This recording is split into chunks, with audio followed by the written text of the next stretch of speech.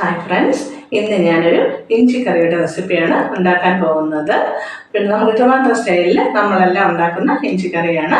നമുക്ക് വീഡിയോയിലേക്ക് പോകാം. അപ്പോൾ നമുക്ക് അതിന് വേണ്ടുന്ന സാധനങ്ങൾ: ഇഞ്ചി വട്ടത്തിലരിഞ്ഞ് പൊടിച്ച് എടുത്തതാണ്. പിന്നെ പുളി, ഒരു നാരങ്ങ വലിപ്പത്തിലുള്ള പുളി കുതിർത്ത് പിഴിഞ്ഞ് വെച്ചിട്ടുണ്ട്.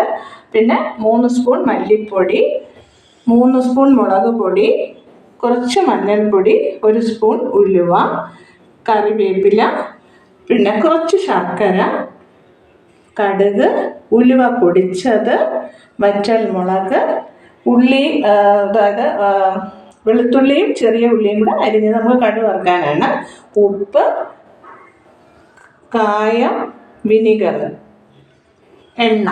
ഇത്രയും സാധനങ്ങളാണ് നമുക്ക് വേണ്ടത്. നമുക്ക് ആദ്യമായിട്ട് ഈ പുളി വെള്ളത്തിൽ നമ്മൾ പൊടിച്ച ഇഞ്ചി കലക്കി ഒന്ന് മാറ്റി വയ്ക്കാം.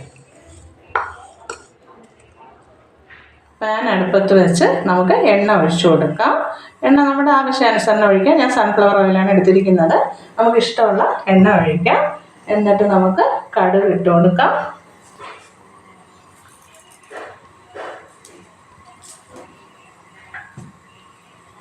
ഇനി നമുക്ക് കടുക് പൊട്ടിക്കഴിഞ്ഞ് ഉലുവ ഇട്ട് കൊടുക്കാം.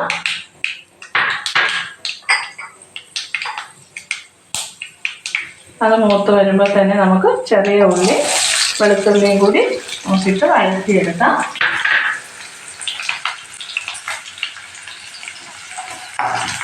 ഇപ്പം ഉള്ളിയൊക്കെ ഒരുവിധം മൂത്ത് വന്നിട്ടുണ്ട്. ഇനി നമുക്ക് വറ്റൽമുളക് ഇട്ട് കൊടുക്കാം.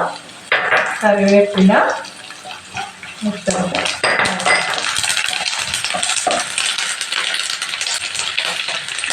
ഈ സിമ്മാക്കിയതിന് ശേഷം നമുക്ക് പൊടികൾ ഇട്ട് കൊടുക്കാം. മഞ്ഞൾപ്പൊടി ഇട്ടു, മല്ലിപ്പൊടി,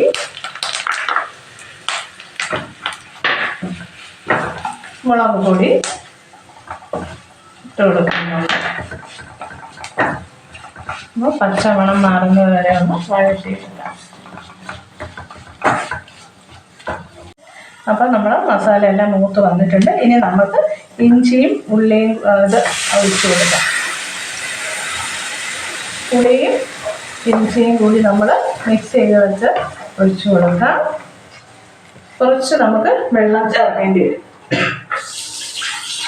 ഉപ്പിട്ട് കൊടുക്കാം. അപ്പോൾ ആവശ്യത്തിന് ഇട്ടാം. അവസാനം ഇപ്പോൾ നമുക്ക് ഇഞ്ചി കറി ഏകദേശം നല്ല കുറുകി വന്നിട്ടുണ്ട്. ഇനി നമുക്ക് ലേശ ശർക്കരയും കൂടെ ഇട്ട് കൊടുക്കാം. ഇട്ട് കൊടുത്തിട്ട് നമുക്ക് ഓഫ് ചെയ്യാം.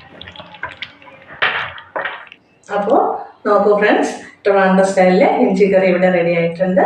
അപ്പോൾ എല്ലാവരും ചെയ്ത് നോക്കണം. എല്ലാവർക്കും അറിയാവുന്നത് തന്നെയാണ്.